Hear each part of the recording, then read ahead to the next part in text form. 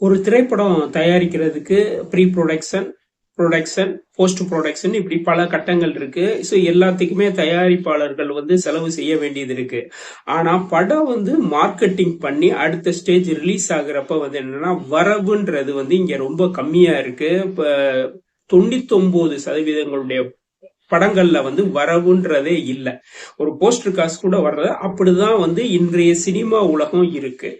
தமிழ் சினிமால 2024 படங்கள் பாத்தீங்கன்னா வெற்றி பெற்ற படங்கள் பாத்தீங்கன்னா ஒரு 16 படங்கள்ல இருக்கு. அது முக்கியமான ஒரு கரெக்ட் ஹிட்னா ஒரு 6-7 படம் தான் தேரும். அதுக்கடுத்து இடைப்பட்ட படங்கள் வந்து பாத்தீங்கன்னா இவங்க வந்து மார்க்கெட்டிங் பண்ணிருப்பாங்க. இந்த மார்க்கெட்டிங் செலவுன்றது பட்ஜெட் வந்து என்னன்னா இதுல வந்து பிரச்சனையாகும். அது வந்து அவங்களுக்கு இனிமேல் வந்து கரெக்டான டீட்டெயில் வந்து வர்றப்பதான் தெரியும். அது அவங்களுடைய மனசாட்சி, ப்ரொடியூசரோட மனசாட்சிக்கு தான் தெரியும். அதை தவிர வேற யாருக்குமே தெரியாது. சரி, இதுதான் உண்மை. 2025 பல முக்கியமான படங்கள் வருது. சோ இன்னைக்கு வெள்ளிக்கிழமை, இன்னைக்கே வந்து என்னன்னா ஜனவரி 3ஆம் தேதி இன்னைக்கு படம் ரிலீஸ் எல்லாம் ஆயிருக்கு. இது எத்தனை படங்கள் ஹிட் ஆக போகுது, எத்தனை படங்கள் தோல்வியாக போகுன்றது முன்னாடியே வந்து அந்த ப்ரொடியூசருக்கு தெரிஞ்சிருக்கு. பல படங்கள் வந்து ஓனா தான் ரிலீஸ் பண்றாங்க. ஒரு ஒரு ஒரு சில படம் வேணா வந்து ஒரு மயிரிழையில தப்பிக்கிறதுக்கான வாய்ப்பு இருக்கா அப்படின்னு பார்த்தா கூட பெருசா தெரியல.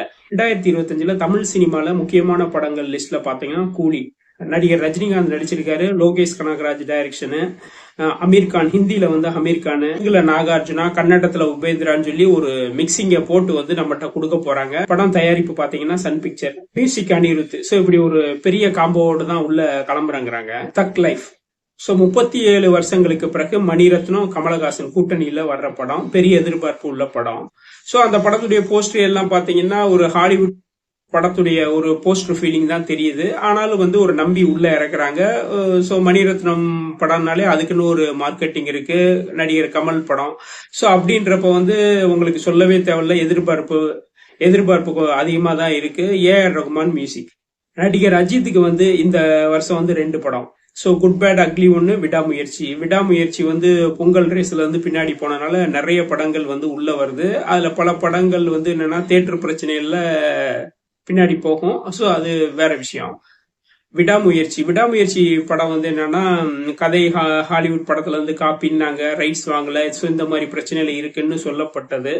சோ அது பின்னாடி வந்து அது அவங்களுக்குள்ள விஷயம் பேசி தீர்த்துட்டு வரும். எப்போ வரும்ன்ற விஷயங்கள் வந்து கரெக்டா தெரியல. இதுக்கிடையில குட் பேட் அக்லி வந்து நல்லா வந்திருக்குன்னு சொல்லப்பட்டது. டைரக்டர் ஆதிக் ரவிச்சந்திரன் அவருடைய முன்னாடி படம் ஒரு பெரிய ஹிட், ஜிவி பிரகாஷ் மியூசிக்கோட கிளம்புறங்கிறாங்க. விடாமுயற்சி மகிழ் திருமேனி டைரக்ஷன்ல அனிருத் இசையோட கிளம்புறங்க போறாங்க. பாப்போம் என்னன்னு பாப்போம். நடிகர் விஜயோட 69வது படம், ஹெச் வினோத் இயக்குற படம், அனிருத் மியூசிக். இதுல வந்து பாபி தியோல் போன்ற நடிகர்கள் எல்லாம் நடிக்கிறாங்க. ஒரு பெரிய எதிர்பார்ப்பு உள்ள படம். ஒரு நடிகர் விஜயோட கடைசி படம், ஒரு அரசியல் படம், ஆக்ஷன் கொஞ்சம் அதிகமா இருக்கும்னு சொல்லப்படுது. பார்ப்போம், எதிர்பார்ப்பு உள்ள படம் தான். விக்ரம் நடிப்புல வந்து வீர தீர சூரன். சோ இந்த படத்தோட ட்ரெய்லரே வந்து நல்லா இருக்கு, படம் பார்க்கலாம் அப்படின்னு ஒரு எதிர்பார்ப்பை உண்டாக்கி இருக்கு.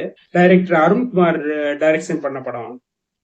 இந்த வருஷம் தனுஷ் நடிக்கிற 2 படம் வருது. இதுல வந்து குபேரா ஒண்ணு, இன்னொன்னு இட்லி கடை. குபேரா தேவி ஸ்ரீ பிரசாத் வந்து இசையமைக்கிறாரு. இட்லி கடை வந்து ஜிவி பிரகாஷ் வந்து இசையமைக்கிறாரு. சோ இட்லி கடை ஒரு மீடியம் பட்ஜெட்ல ஃபர்ஸ்ட் காப்பி அடிப்படையில படம் பண்றாங்க.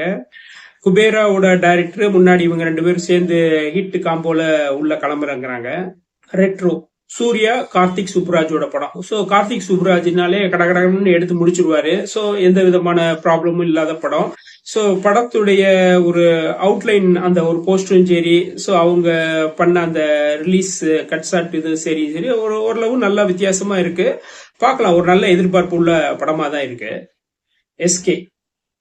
எஸ்கேக்கு 2 படம் ரிலீஸ் ஆகிறதுக்கு வாய்ப்பு இருக்கு. ஒன்னு டைரக்டர் ஏஆர் முருகதாஸோட படம், இன்னொன்னு வந்து சுதா கங்குராவோட படம். இப்பதான் ஆரம்பிச்சிருக்காங்க. பார்ப்போம் என்ன விஷயம். ஏற்கனவே அமரன் ஹிட்னால ஒரு லாட்டரி அடிக்க வாய்ப்பு இருக்கு. இந்தியன் 3 இந்திய ஓடிடியா தியேட்டரா இப்படி இந்த ஒரு பஞ்சாயத்துக்குள்ள இருக்கு. சோ ஓடிடில வந்து ஸ்ட்ரெயிட்டா ரிலீஸ் பண்ணா தயாரிப்பாளருக்கு மணி வரும்.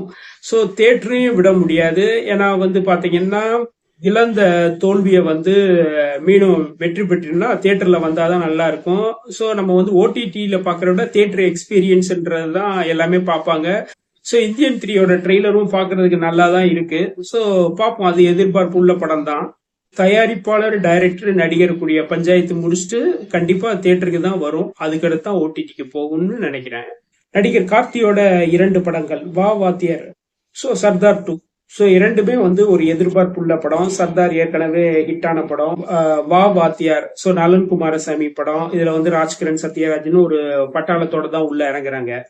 ஜெயம் ரவியோட வந்து காதலிக்க நேரமில்லை ஜெனி. சோ ஜெயம் ரவியோட படம் வந்து பாத்தீங்கன்னா ஒரு ஒரு லவ் ஸ்டோரி பேஸ்ல தான் இருக்கும். ஸோ ஒரு வித்தியாசமான படங்கள் தான் அவர் கொடுப்பாரு. பெருசா வந்து எல்லாத்துலயும் ஒரு மீடியம் ஆக்ஷன் படங்கள் தான் அவருடைய படங்கள் இருக்கும். ஸோ காதலிக்க நேரமில்லை பொங்கலுக்கு வரப்போகுது. ஜெனி படம் வந்து இந்த வருஷத்துக்குள்ள வந்துடும். பார்ப்போம் என்ன எப்படி வருதுன்னு. நடிகர் விஜய் சேதுபதிக்கு 3 படம் வருது. ட்ரெயின், ஏஸ், பாண்டியராஜ் படம். ஸோ பாத்தீங்கன்னா விஜய் சேதுபதினாலே ஒரு எதிர்பார்ப்பு இருக்கும். ஸோ போன வருஷம் வந்து எதிர்பார்ப்பை பூர்த்தி செஞ்சதுன்னா பூர்த்தி செஞ்சது. ஆனா அதோடைய படத்துடைய பிரச்சனை, விடுதலை படத்துடைய பிரச்சனை என்னன்னா படம் கண்டென்ட் நல்லா இருக்கு. ஆனா 2வது தடவை வந்து உட்கார்ந்து பாக்குறதுக்கு ஆடியன்ஸ்க்கு பொறுமை இல்லை. சோ படம் ஃபுல்லா வந்து படத்துக்கு தேவையான ஆக்ஷன் இருக்கு, கண்டென்ட் உள்ள படம் தான், நல்ல டைலாக் போர்ஷன் இருக்கு. ஆனா இங்க வந்து படம் பாக்குற எங்கன்னு பாத்தீங்கன்னா அதிக அளவு ஸ்பேஸ் வந்து என்னன்னா இந்த இளைஞர்கள் தான் பாக்குறாங்க. அவங்கள குறி வச்சு எடுக்கிறப்ப வந்து ஒரு தப்பிக்கக்கூடிய எல்லா வகையும் இருக்கும். சோ இந்த படம் வந்து என்னன்னா ஒரு காமன் ஆடியன்ஸ்க்கு வந்து எல்லாத்துக்கும் பிடிச்சிருக்கு. ஆனா 2வது தடவை உட்கார வைக்கிறதுக்கான விஷயங்கள் அதுல வந்து ரொம்ப குறைவா இருந்துச்சு. கமர்ஷியல் இருந்தாலும் பார்வையாளர்களுக்கு வந்து என்னன்னா இன்னைக்கு எல்லாமே ஒரு ஃபாஸ்ட் உலகம். ஸோ அதனால இந்த படம் வந்து என்னன்னா அதிக பட்ஜெட் காரணமா வந்து கை நழுவி போச்சுன்றது. 2வது வந்து இங்க என்னன்னா பிரச்சனையே என்னன்னா இங்க பெரும்பாலான படங்கள் வந்து என்னன்னா 3 மணி நேரம், 2.25 மணி நேரம், 3 மணி நேரம், 3 மணி மேல எடுக்கிறப்ப என்னன்னா அதனால என்ன பிரச்சனைனா 2வது தடவை படம் பார்க்க ஆடியன்ஸ் வர மாட்டாங்க. நீங்க தியேட்டர்ல வந்து படத்தை ரிலீஸ் பண்றீங்க சார், படம் வந்து கட் பண்ணலாம்னா ஒரு ஸ்டேஜ்ல வந்து என்னன்னா இத நீங்க கட் பண்றப்ப வந்து ப்ரொடியூசருக்கு வந்து நிறைய செலவாகுது. அந்த செலவுக்கான காசு வந்து யார் ரிட்டர்ன் பண்ணுவா? இங்க படம் ஹிட் ஆகுறதே வந்து ஒரு கேள்விக்குறியாதான் இருக்கிறப்ப இஷ்டத்துக்கு வந்து என்னன்னா நீங்க புஷ்பால இருந்து பெரிய பெரிய படங்கள் எல்லாமே பாருங்க, 2024 பெரிய படங்கள் எல்லாமே பாத்தீங்கன்னா 2.25 மணி நேரம், 2:50, 3. சோ இதெல்லாம் வந்து பாத்தீங்கன்னா அதிகப்படியான செலவு. அதாவது என்னன்னா ப்ரொடியூசரை வந்து பழி வாங்கணும் நோக்கத்தோட செயல்படுகிற இயக்குனர்கள். 2வது வந்து எப்படி இருந்தாலும் சம்பாதிக்க போற நீ செலவு அப்படின்னு சொல்லி சொல்றது. அதாவது தயாரிப்பாளர்கள் தங்களுடைய பிடிய வந்து இருக்கணும். நீங்க வந்து டைரக்டர் பின்னாடி போறீங்க, அவர் சொல்றது எல்லாமே செய்யணும்னு அவசியம் இல்லை. இந்த கதைக்கு என்ன தேவை, அதாவது ஒரு லொகேஷன்னா இந்த கதை, இந்த இதுக்கு என்ன கேமரால என்ன வருமோ அதை மட்டும். சும்மா வந்து தேவையில்லாத இடத்துல பாட்டு, தேவையில்லாத செலவு, தேவையில்லாத ஆர்டிஸ்ட். அதாவது ஆர்டிஸ்ட் எதுக்குமே ஒரு லிமிட் தான். அதாவது தமிழ்ல இருந்து தெலுங்கு, மலையாளம், கன்னடம் அப்படின்னு நம்ம கூப்பிட்டாலும் நீங்க வந்து இந்த 2024 பல படங்கள்ல பாருங்க ஃபுல்லா வந்து காம்பினேஷன் ஆர்டிஸ்ட் இருந்தாலும் பல படங்கள் ஃபெயிலியர் படங்கள் தான் இருக்கும்.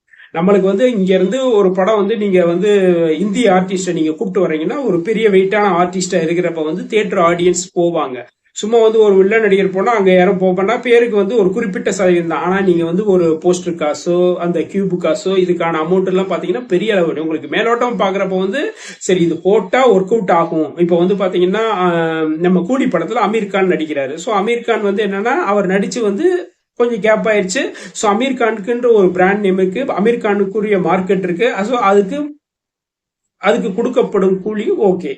சோ அது வந்து என்னன்னா அது ஒரு ஏன்னா ஏற்கனவே இங்க வந்து ரஜினின்ற ஒரு பிரம்மாண்டம். சோ அப்ப வந்து என்ன தெலுங்குல, சோ மலையாள, சோ இப்படி வைக்கிறப்ப வந்து உங்களுக்கு ஆட்டோமேட்டிக்கா ஒரு தீப்பொறி வந்துடும். உங்களுக்கு மார்க்கெட்டிங் எல்லாமே வந்துடும். இங்க பல படங்கள் வந்து என்னன்னா உங்களுக்கு கண்டென்ட் வைஸ் வீக்கா இருக்கு, ஆக்ஷன் வைஸ் வீக்கா இருக்கு. 2வது பப்ளிசிட்டிக்கு நீங்க ஒரு படத்தை விட மார்க்கெட்டிங் பப்ளிசிட்டிக்கு 2 மடங்கு 3 மடங்கு செலவாகுது.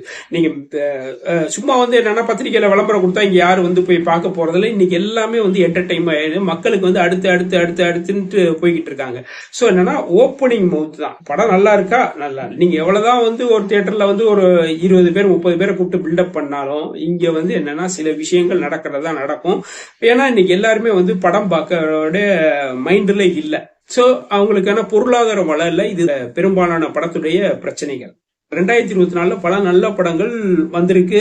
ரொம்ப கஷ்டப்பட்டு தியேட்டர் ரிலீஸ் பண்ணிருக்காங்க. ஆனா அப்படி ரிலீஸ் பண்ண படங்களும் கூட வந்து என்னன்னா 0 காசு. அதாவது ஒரு போஸ்டர் அடிக்கிற காசு கூட, சாரி தப்பா சொல்லிட்டேன், டீ குடிக்கிற காசு கூட ப்ரொடியூசர்ட்ட வரல. சோ இதுதான் ஒரு உண்மையான விஷயம். படங்கள் வந்து தயாரிப்பாளர்கள் தங்களுடைய குடுமைக்குள்ளதான் எல்லா கண்ட்ரோலும் இருக்கணும். இல்ல அப்படின்னு சொல்லி நீங்க வந்து எக்ஸ்பீரியன்ஸ் இல்லாம ப்ரொடியூஸ் பண்ண வந்தீங்கன்னா காசை வந்து கடல்ல போட்ட மாதிரி தான். ஏன்னா இன்னைக்கு சினிமா இண்டஸ்ட்ரி அப்படிதான் இருக்கு. அதாவது நீங்க ஒரு ப்ரொடியூசரா வர்றீங்க, உங்களுக்கு வந்து என்னன்னா ஒரு படம் ஆரம்பிக்கணும்னா இவ்வளவு செலவு, அதாவது ப்ரொடக்ஷன் ஃபர்ஸ்ட் ஸ்கிரிப்ட் ஒர்க் போகுது, ஸோ அப்புறம் லொகேஷன் போகுது, ஸோ அடுத்தடுத்த ஷூட்டிங் நீங்க போறப்பயே அங்க வந்து ஆர்டிஸ்டுக்கு வந்து சம்பளம் கொடுக்கணும். ஸோ அதுக்கடுத்து வந்து என்னன்னா ஷூட் பண்ணணும். ஷூட் பண்றதுக்கு என்னன்னா ஒவ்வொரு நாலு ஷூட்டுக்கு காலையில சாப்பாடு, மத்தியான சாப்பாடு, சோ இந்த மாதிரி இதுக்கிடையில டீ காஃபி, அப்புறம் ஸ்நாக்ஸ், சோ அப்படிப்பட்ட விஷயங்களுக்கான செலவு இருக்கு. அப்புறம் வந்து பெரிய ஆர்டிஸ்டுக்கு கேரவேன் வேன், சோ இது ஒண்ணு, அப்புறம் ரூம் வாடகை, சோ இப்படி லொட்டு லொசுக்கு நீங்க வந்து எல்லா டீடைலையுமே இது பண்ணி என்ன விஷயம், அதாவது ஒரு எக்ஸ்பீரியன்ஸோட நீங்க ஒரு ஒரு ஒரு கம்பெனில போய் நீங்க அசிஸ்டண்டா போய் ஒர்க் பண்ணாதான் உங்களுக்கு அதுக்கான எக்ஸ்பீரியன்ஸ் இருக்கும். இல்ல நம்மளுக்கு எக்ஸ்பீரியன்ஸ் ஆளா கரெக்டா வைக்கணும், அவர் வந்து ஒரு நல்ல ஆளா இருக்கணும். இப்படிப்பட்ட விதமா நீங்க செயல்படுத்தினப்பதான் உங்களுக்கு சில இடங்கள்ல வந்து செலவு குறைக்க முடியும். சோ இந்த கதைக்கு என்ன தேவை? சும்மா வந்து ஆகும்னா போய் வந்து ஃபாரின்ல போய் வந்து டான்ஸ் ஆடுறதுல வந்து வேலை இல்ல. சோ இதுதான் இங்க விஷயமே வந்து அப்படிதான். இங்க இதுக்கான மார்க்கெட்டிங்கோட விஷயமே இன்னைக்கு எல்லாமே மாறி போச்சு. ஒரு அதுக்கான, அதாவது ஒரு படம் வந்து ஒரு தயாரிப்பாளர் படம் எடுத்தாங்கன்னா அவனுக்கு வந்து செலவு வைக்கிறதுக்கான எல்லா வாய்ப்புகளும் இருக்கு, வரவு வைக்கிறதுக்கான வாய்ப்புகள் ரொம்ப குறைவாவே இருக்கு. இங்க வந்து என்னன்னா திரைத்துறையில வந்து தொழிலாளர்களுக்கு சம்பளம் வருது, அது டவுட் இல்ல. ஆனா முதலாளிகள் வந்து சம்பாதிக்கிறாங்கன்னா 1% தான் சம்பாதிக்கிறாங்க. இதுதான் உண்மையான விஷயம். சும்மா வந்து படம் ஹிட்னு வந்து பில்டப் பண்ணி எல்லாம் கொடுத்தோம்னா இங்க வந்து என்னன்னா ஒரு பல ப்ரொடியூசர் வந்து என்னன்னா நம்ம இங்க பல ப்ரொடியூசர் வந்து என்னன்னா வட்டிக்கு கடன் வாங்கி தான் பண்றாங்க. சோ என்னன்னா ஒரு சுழல்ல தான், சர்க்கிள்ல தான் போய்கிட்டு இருக்கு. சோ இப்படி ஒரு சர்க்கிள்ல போய்கிட்டு இருக்கப்ப என்ன, ஒரு பெரிய படம் வந்து அவுட் ஆகுறப்ப பின்னாடி அவங்க ப்ரொடக்ஷன்ல இருக்க படம் ஃபுல்லா டப்பு டப்பு டப்புன்னு வரும். சோ நீங்க அடுத்து நீங்க ரிலீஸ் பண்ணாலும் அந்த காசு வந்து உங்களுக்கு வராது, அது ஆட்டோமேட்டிக்கா வந்து அந்த சைடு போயிடும். சோ இங்க பிரச்சனையே வந்து என்னன்னா இதுதான். அதாவது நீங்க வந்து ஒரு குறைச்ச பட்ஜெட்ல எப்படி ஒரு பில்டப் பண்ணி பெரிய படத்தை எடுக்கணும் அப்படின்னு நீங்க வச்சீங்கன்னா ஒரு புத்திசாலிது. இல்ல நான் எடுக்கிறப்பயே வந்து ஒரு பெரிய பட்ஜெட்ல வந்து அப்படியே ஆகா ஓஹோ அப்படின்னா அது வந்து ஒரு சில படங்களுக்கு மட்டுமே வாய்ப்பு வரும். அதாவது அகலக்கால் வச்சு இருக்கிறத டோட்டலா முடிச்சிருவாங்க. ஏன்னா இன்னைக்கு என்னன்னா நீங்க வந்து சில பேருக்கு மட்டும்தான் வந்து மணி வந்து திரும்ப திரும்ப வந்துகிட்டு இருக்கும், எல்லாத்துக்கும் மணி வராது. ஏன்னா இன்னைக்கு வந்து தமிழ் சினிமா இண்டஸ்ட்ரி பாருங்க, பழைய ப்ரொடியூசர் வந்து எத்தனை பேர் படம் பண்றாங்க? ஒன்னு ரெண்டு தான் மீதி இருக்காங்க. மீதி எல்லாமே வந்து பாத்தீங்கன்னா அப்படியே புது புது ப்ரொடியூசர் என்ஆர்ஐ வேற இதுல இருந்து வேற வேற பிசினஸ்ல இருந்து வித்து இங்க வந்து உள்ள போட்டு ஒண்ணுமே இல்லாம, அதாவது எக்ஸ்பீரியன்ஸ் இல்லைன்னா இங்க வந்து ஒண்ணுமே பண்ண முடியாது. ஏன்னா அதாவது வெளியில இருந்து பாக்குறப்ப வந்து ஆகா இவ்வளவு சம்பாரிச்சிருக்கு 1000 கோடி இதுன்னா அதெல்லாம் வந்து என்னன்னா 1-2 படங்களுக்கு மட்டும்தான் சில இது பில்டப் சொல்லப்படும். 1000 கோடினா ப்ரொடியூசருக்கே ஸ்ட்ரெயிட்டா 1000 கோடி வருதா?